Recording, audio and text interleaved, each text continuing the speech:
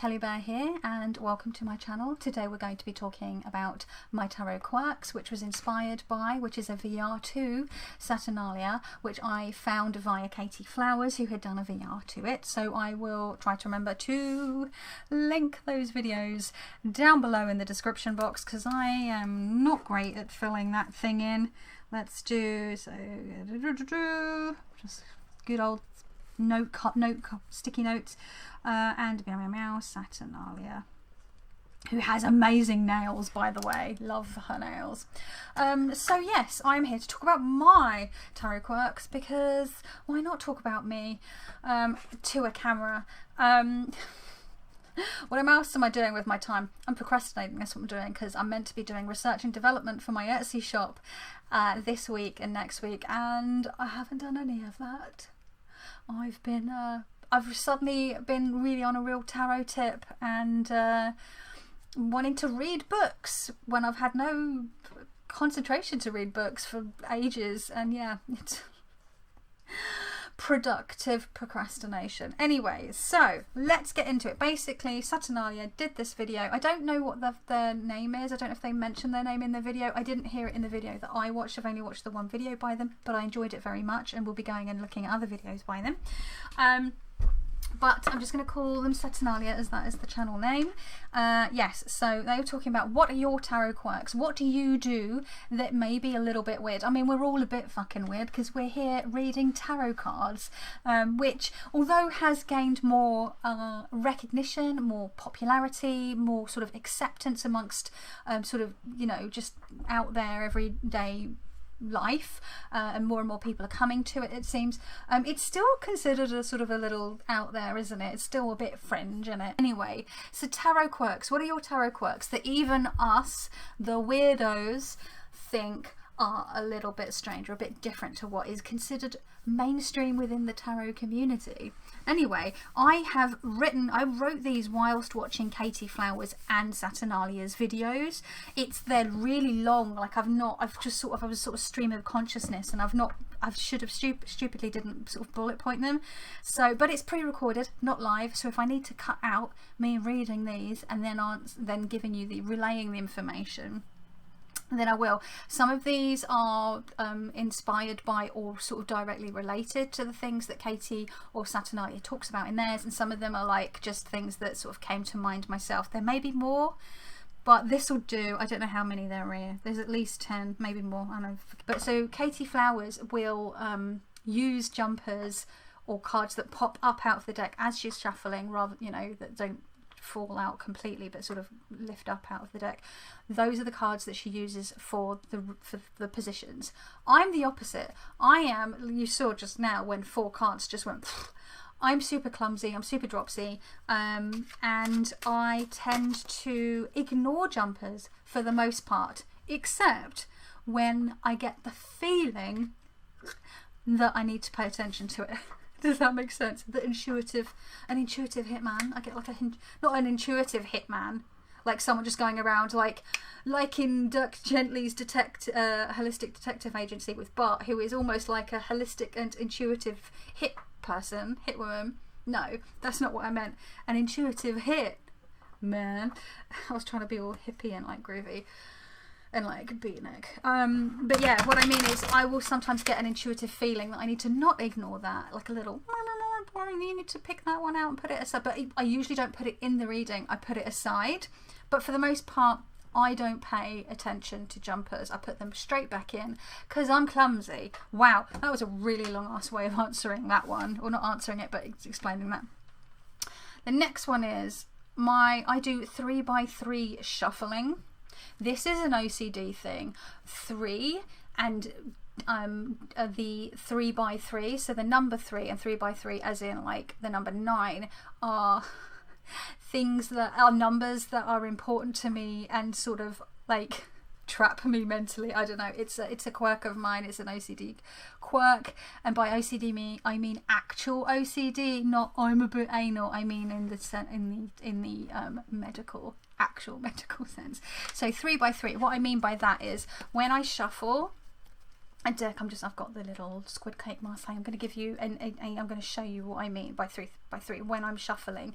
And the way that I've done this is the way that I can satisfy. It's the way I satisfy that bit of my brain which is too much in my head, but also having a set ritual which I don't stress out too much about, oh god, when do I stop shuffling, which is a thing that Katey had touched on. So what I do is I do this 3x3 thing, right? So I start with a riffle shuffle like this, and I riffle shuffle the deck 3 times. Okay, so that's your 3. Then I do an overhand shuffle. And this one I'm less strict about. Sometimes I'll literally just do 3 sets of overhand shuffle for that section. Sometimes I'll do it a bit more. Again, I just go by how I feel. I try not to think about it too much. I'm just formulating my questions. Okay? And I do that 3 times. And then what I usually do is I cut the deck into 3, put it back together, and then I pull. And when I pull a card, I split the deck and I pull a card like this. Now, also what I do, and I don't know if it's what other people do, but it's something I can't remember when I started doing it, whether it was last year, the year before, I don't know. But I found that if I'm asking a question or doing a spread which has like different components to the question, I don't shuffle and then pull all the cards at once. I will shuffle, pull the card for that question or that position, and I'll talk about positional spreads in a minute, and then I will shuffle again. But I don't do the 3x3 thing again. I only do that at the beginning of the reading. All I do is I will riffle shuffle it 3 times and overhand it, and then pull, and then I don't split it into 3. I literally just split the deck and pull a card. So it sounds complicated, but it's a thing, and it's the longest I've been doing a particular way of pulling cards. But saying that, even then, I still will sometimes change it up. That's the quirk. Okay, I am another quirk number 3. I'm thinking is this, yeah, quirk number 3. I am less likely to use a deck if I cannot riffle shuffle it, and that is whether I can, whether that is this way, which is the classic way where you riffle shuffle it like this. Like this, the way you would usually riffle shuffle it, or if you side shuffle, like this is this is the Moon Baby, which is more of a standard size. Look, see, you can really see this is the deluxe both. Or although shuffling on this slippery table is a bit tricky, or if I can side shuffle it. So those are 2 very different sized decks, but I can riffle shuffle them. Here I have a standard size deck, which is the Ostara Tarot. This was in my video, in my top 10 decks that I want to work with in 2022. And I say work with because it makes it sound like I've never worked with some of them. But I have worked with some of them more than others. But I think I've realised part of the reason is I don't like the box that it comes in. It just feels like a ball ache to get it in and out of its box, which is just so lazy. But the less barriers there are to me using a deck, the better. But also, like, the cardstock is really glossy, which annoys me. And then also the gilding, the cardstock is really thick and the gilding's really thick. So actually, even though this is a standard size deck, like riffle shuffling it is really difficult, and because of the type of cardstock you would think that it would be quite slippy on itself, but it's not. It sort of sticks to itself. So maybe when I get around to working with this year more deeply, and like I get I say that and then I just, but you know, bridging it is, oh my god, it makes me look like a liar. But I think once I get a journal for this one and sort of do a deep dive with it, but it's really stiff on my little hands, like I'm really struggling. And then like I think maybe I just need to break it in a bit more, and I need to get some fanning powder, and I think that might help. me shuffle it. So yeah, if I can't riffle shuffle a deck, I'm less likely to use it. It won't mean I won't use it, just less likely. So for example, my Corte de Tarocchi by El Meneghello, that is a very awkward shape. It's very chunky. It's, the card stock's very weird. I don't use that as much as I would like because of the I can't riffle shuffle it, but I do use it. Like sometimes I'm like, it's so beautiful. Sometimes I do just have to use it, and I just shuffle it any way I can. Okay, so Katey Flowers talked about that she doesn't read about her relationship specifically, like her relationship and the ins and outs of it, or anything to do with predicting relationship, because she wants to be in her relationship and experience it, and she doesn't feel the need, she doesn't want to, or doesn't feel the need to. And I, up until this point, I hadn't thought about that, but actually I never read about my relationship either. I never read about my marriage, and it comes down to the fact that I've never felt the need to. I might have done readings regarding decisions that we might need to make and things like that, but nothing about actually like our actual relationship. And I was like, I hadn't really thought about that, but I don't. No judgment on people that do, but yeah, I think also because I would, Katey said don't ask questions you don't want the answer to as well, which I think there's a little bit of that. And because I tend to have you know, anxiety disorder and depression and all sorts of brain quirks, I just need to be careful not to be stuck in my head so much, and I tend to I suffer with intrusive thoughts pretty badly, and I don't need any more fodder for that, essentially. So yeah, I also do not read, and I don't know if that's a quirk or not, but I'm putting it in there. So that was just a one that Katey Flowers had made me realise that I had not realised. It wasn't a rule that I'd made for myself, it's just something that had happened. When I was younger, I did all the time in my 20s. Maybe it's just something about the relationship that I'm in that just makes me not feel the need to, or the desire to. Anyway, okay, another quirk of mine, which is, I think, is more popular than it used to be. So it might not be much, I'm a bit Scottish there, might not be much of a quirk anymore. But I tend to, for the most part, do free-form readings. I don't use positional spreads. This was something that I started doing, I saw years ago. Kelly Fitz was doing a 9-card portrait spread taken from the Lenormand for her tarot.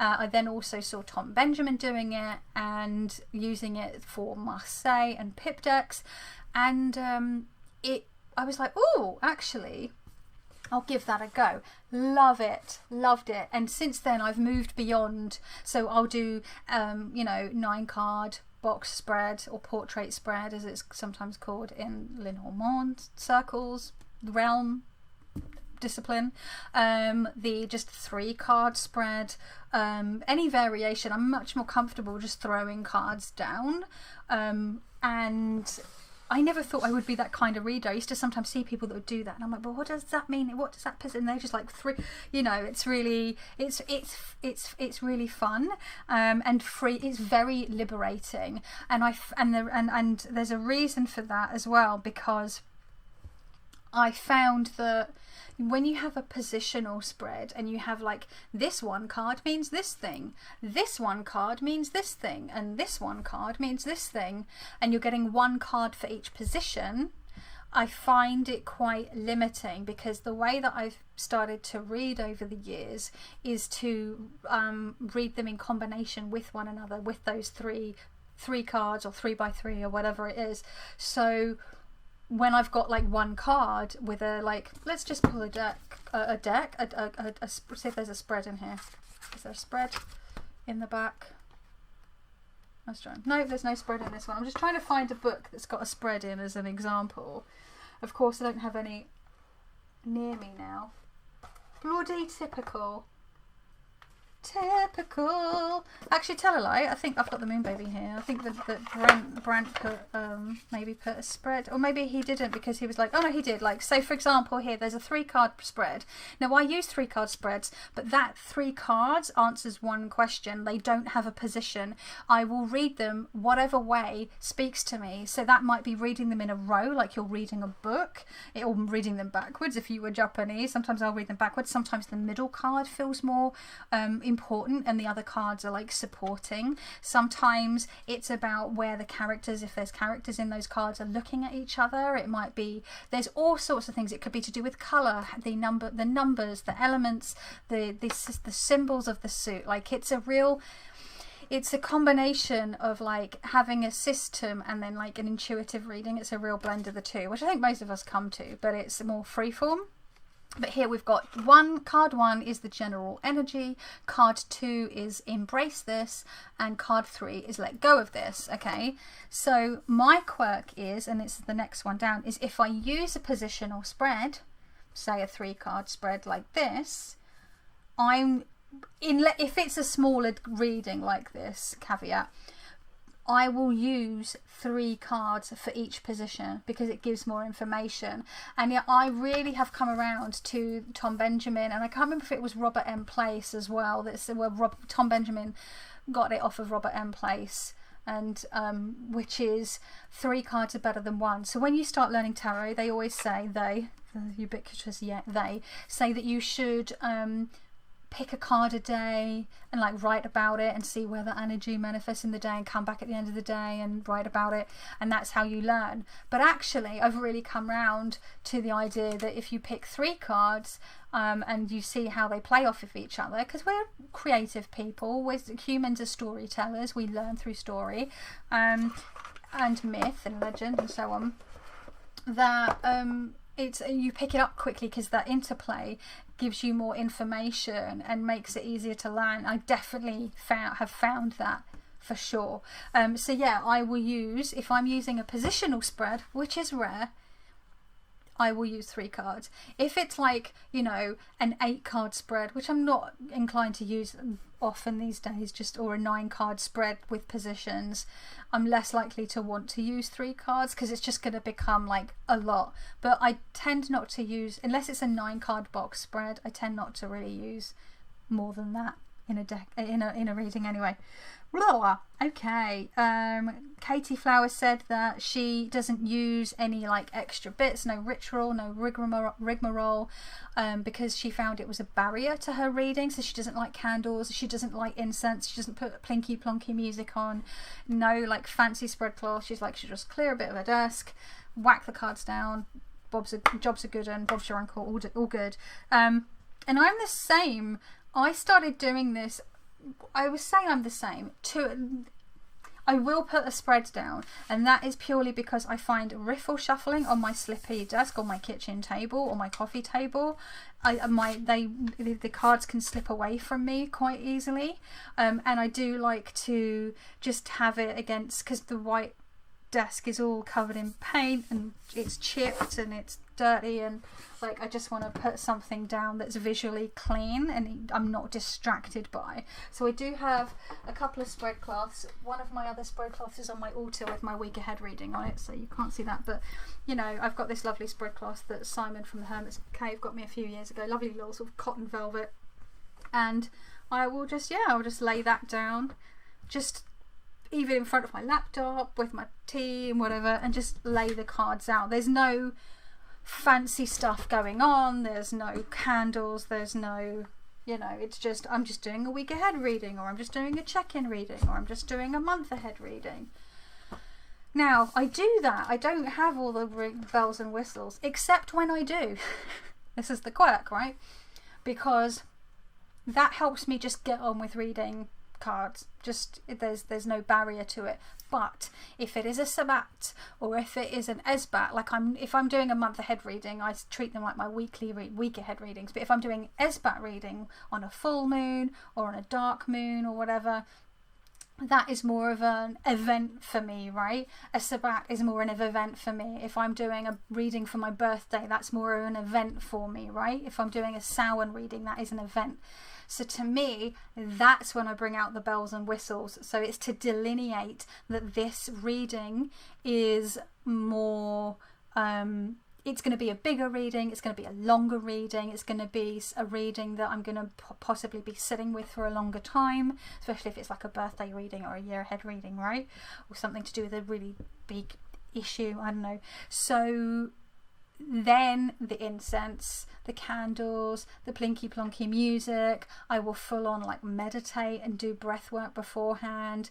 I've got like, it's all going on. I'll have like a herbal tea. I've got the lights are all down low. It's a whole thing. I've like, it's this table will become, everything's like, the laptop's not in the way, it's clear, everything, it becomes like a whole workspace. I'd like to be able to sit and work at my altar, but it's really, really tricky. Sometimes I will, if I'm in the middle of ritual, I will sit and pull cards on the floor, because I have to sit in front of my altar. It's a very small little like tea trolley. But if I'm doing like a bigger reading, like if I'm going to be using at least 9 cards, then I'm going to want this space, and I'll use like this whole arse cloth because it's nice and big. So I don't use bells and whistles because it is a barrier to me reading regularly, except when I do, because it's a special occasion. And I think the way I would see it is, you're not always going to decorate, set the table, put the candles out, get the fancy napkins and napkin rings out, put a centerpiece on your dining table every single day for every single meal. But you might do, if it's Christmas or someone's birthday or some other kind of special occasion, you will probably make more of an effort. But you still eat every day, right? You might sit down at your dinner table, you might sit down at your breakfast bar, you might sit on your bed and eat, you might sit at your sofa, on your sofa and eat, like, but you still eat. So you're still doing the thing, but just the way that you do the thing or where you do the thing is more elaborate, depending on the occasion. Does that make sense? I don't know. So I've got that. Okay. Here's another quirk of mine that I didn't realise until I watched these 2 tarot quirk videos, and I was thinking about it and I was like, oh my god.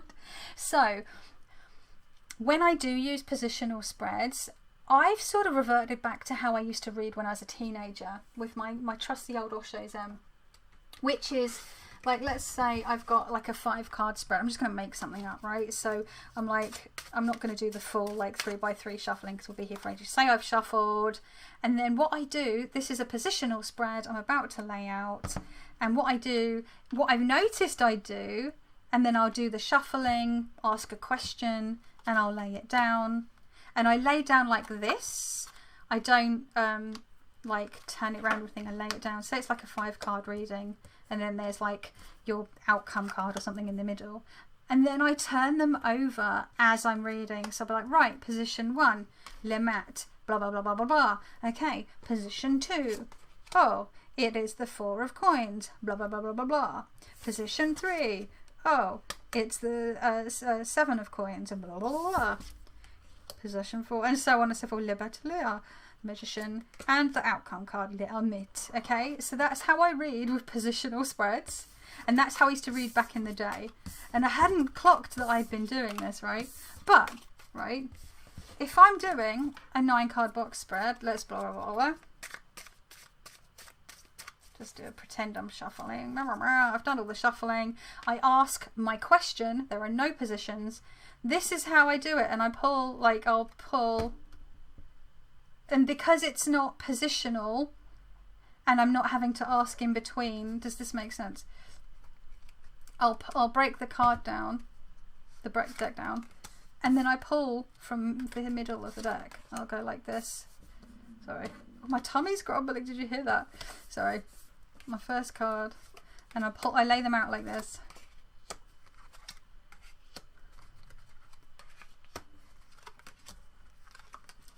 And I put them all face up. And I realise, but because if I'm doing and I think this is what I realise. I think if I'm doing a positional spread, what I've come to realise is that if I've got a question here, or a position that answers something, you can't really see, then but I might be getting distracted by what's down here. Like this might be where you are right now or whatever. Say it's the Celtic cross and you've got your like what cross is you, and then you've got your card at the top here for your outcome or whatever.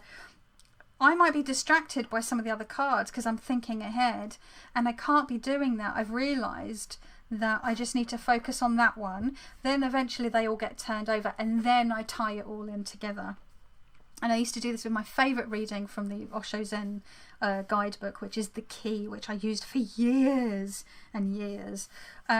Whereas if I'm doing a non-situational and it's about one particular issue, I'm not having to do all the shuffling in between. Or I might do like it's about a particular issue that has 3 parts, so I'll shuffle in between and lay 3 by 3 by 3, and these answer 3 different questions. So it's very flexible. But I'm looking at, oh my god, sorry, my tummy keeps grumbling. I'm reading this the way I would read Lenormand. So I'm reading the rows, I'm reading the columns, okay? I'm looking at the corners and I'm looking at opposites. So you can be opposites. I'm knighting them, which is your little L shapes. And so I'm seeing what's on top of what, you know, I'm looking at what's pushing down on the, you know, the card below. It's a real like, and it's very intuitive. I'm looking at who's like, these two are facing each other, and then she's looking away. These are all looking pretty much in the same direction. They're looking away. You know, I'm looking at the prevalence of like, so I've got a lot of majors and court cards here, and only 2 pip cards. I've got a wands and a coins, so it's a very physical, creativity, stability. You know, it's more intuitive, and yeah, I was like, oh crap, I hadn't realised I was doing that. So yeah, thank you for making me realise that isn't that funny how I hadn't clocked on that before until I saw other people talking about it? That's the way it goes, I guess. So yeah, that is something that I realised. So cards face up for freestyle, cards pulled face down for spread, positional spreads. And then I put here something I realised watching Saturnarium's video is that I also don't let people shuffle my decks. They can touch them and cut them, but I don't ask them to shuffle. I do this because I think people who don't... This is me saying this. I was typing this whilst watching Saturnarium's video. I don't ask them to shuffle. I do this because I think people who don't usually handle cards would be self-conscious and anxious to shuffle, right? But also, when I think about it, I don't want them to either. Pretty much for the same reason given in Saturnarium's video, which is she felt that if she gives someone... If she's doing a reading for someone and they shuffle it, she feels like it's them doing the reading because they've imprinted on it.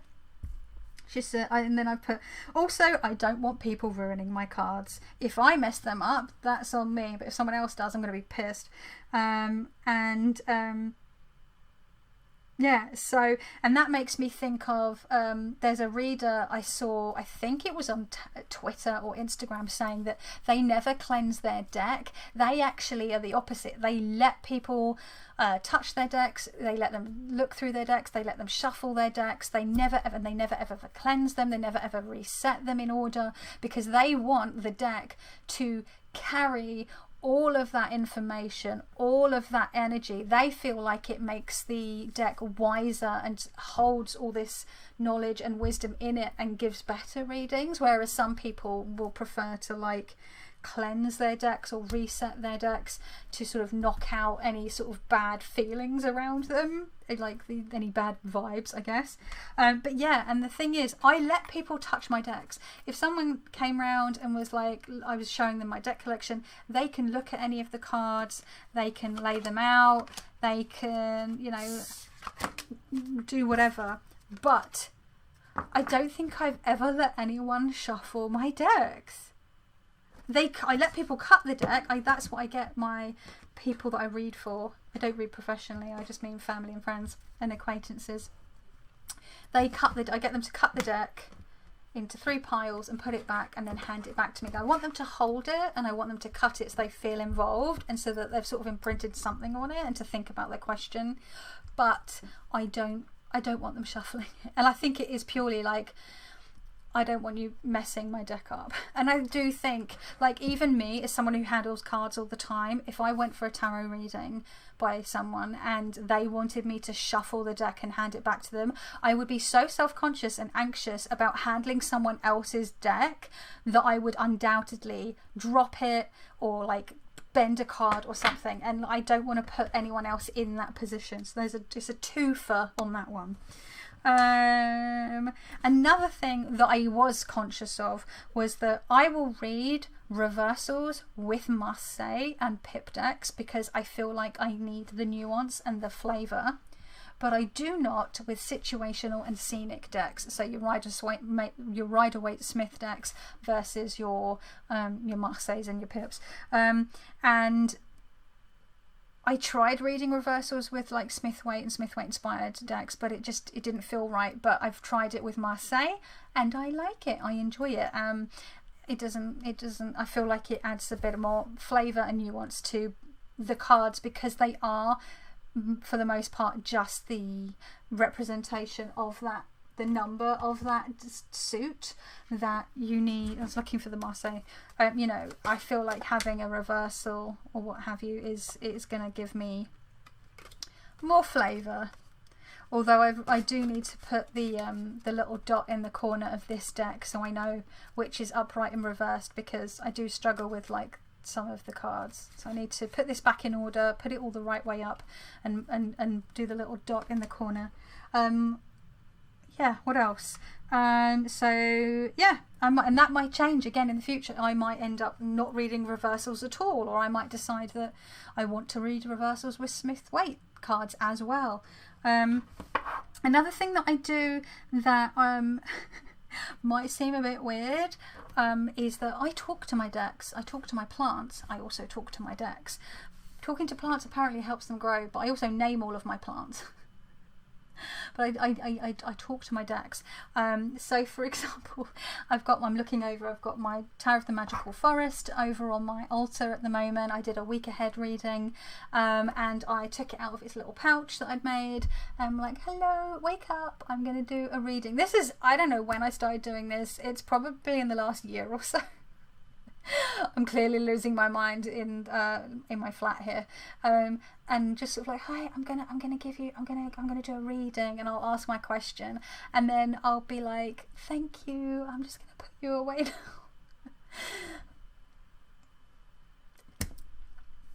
I don't know, it's a thing.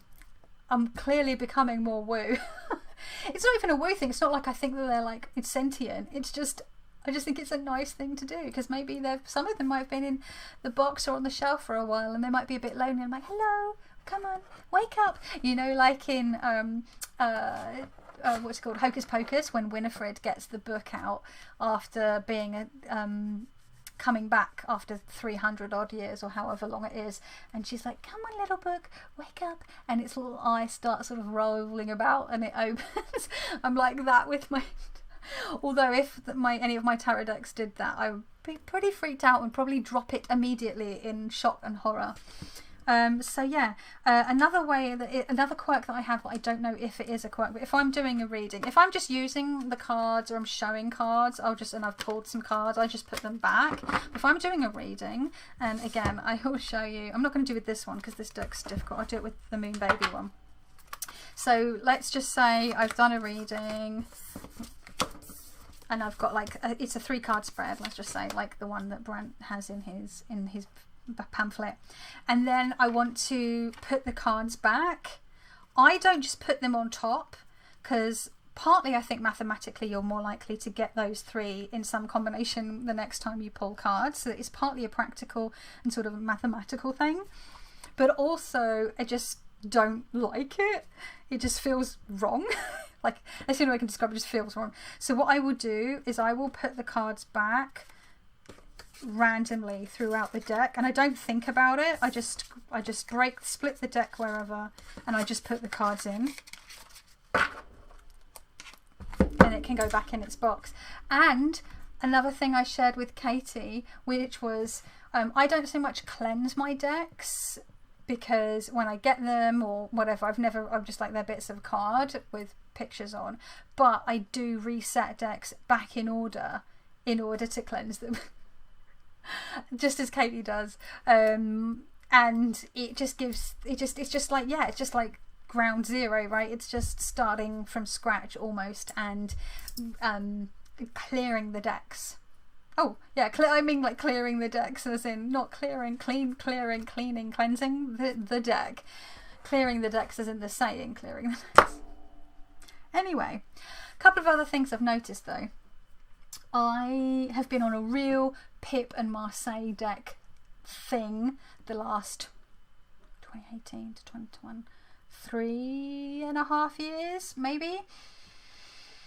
For the most part, I've obviously used situational decks because I used them quite a bit last year, and I've been on a free form spread reading quite a bit, and a more, like I said in the other video that I did, which was the 10 decks I want to use in 2022. But I think that was in that deck and not this video, and not at the beginning of this one. What even is, I can't, my memory is trash at the moment. But I've noticed that I was reading in a more either fortune tellery way or sort of that tarot on earth sort of grounded problem solving practical way, in that sense, was just sort of the nitty gritty day to day of life. And I don't know if it's just because, again, you know, we're going into year 3 of a pandemic. It all feels a lot. I've started to move more again towards the situational and the scenic decks. A lot of the decks on my deck list are situational and scenic. There are some Pip and Marseille decks on there, but the ones that I'm getting really excited about are like scenic and situational cards.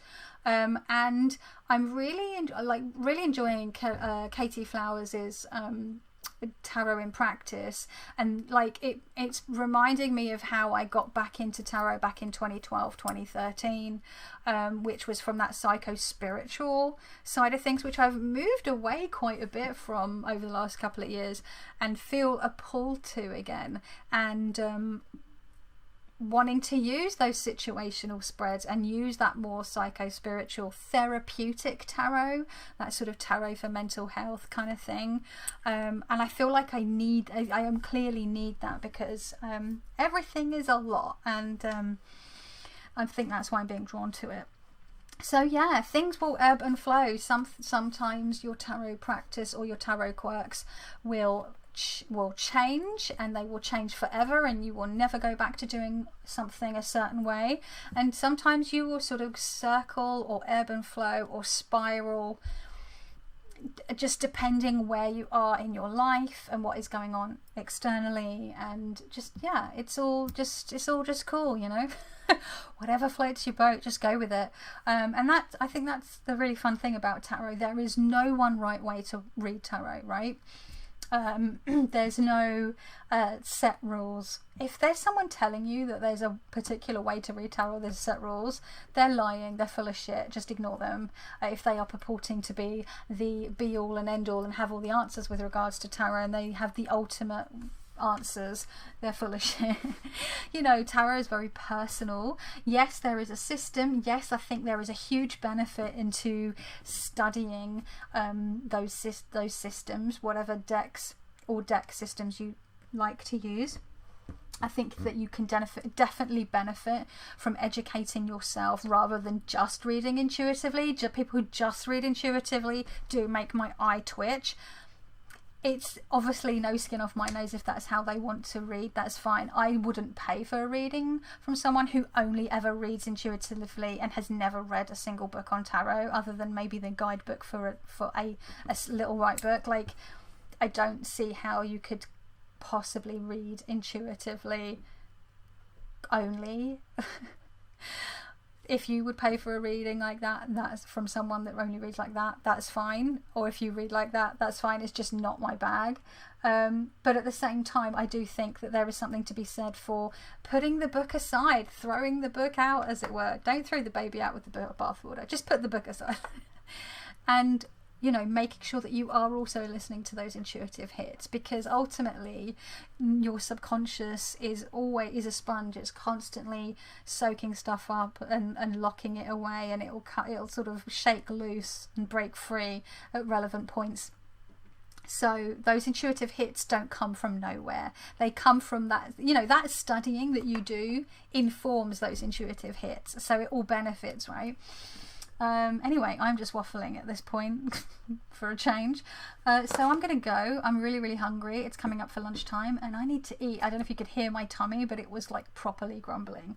So I need to go get some food in it sooner rather than later. So if you have made it through this video, as I always say, bloody well done you. Like, what are you still doing here, you weirdo? I will try to remember to link the videos mentioned, the Saturnariums and Katey Flowers' videos below. I'm sure there'll be other people that have done it. I'm going to go have a look because it's a really fun little tag. I really enjoy learning about people's quirks, and yeah, we're all just a bunch of weirdos, I guess. But thank you so much for watching. You take care of yourself, stay safe, and I will see you in the next one. Ciao.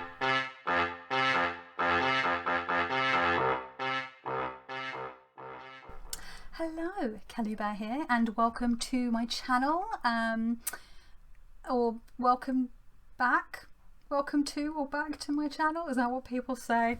I'm so out of practice with this. Goodness me, just got to get back on the wagon, haven't we? Bubba, what are you doing? What are you doing? Are you moving into the sun? Oh, it just keeps changing position, doesn't it? It's no good. I'm just gonna have to take my slippers and my socks off in the middle of January. Oh, it's just because if my feet are cold, I'm cold. If my feet are hot, I'm hot. I'm like, I've got no sleeves. I'm sleeveless. What is going on? This room is such a sun trap. It's either like hot as balls or like freezing cold. Anyway, okay. Oh,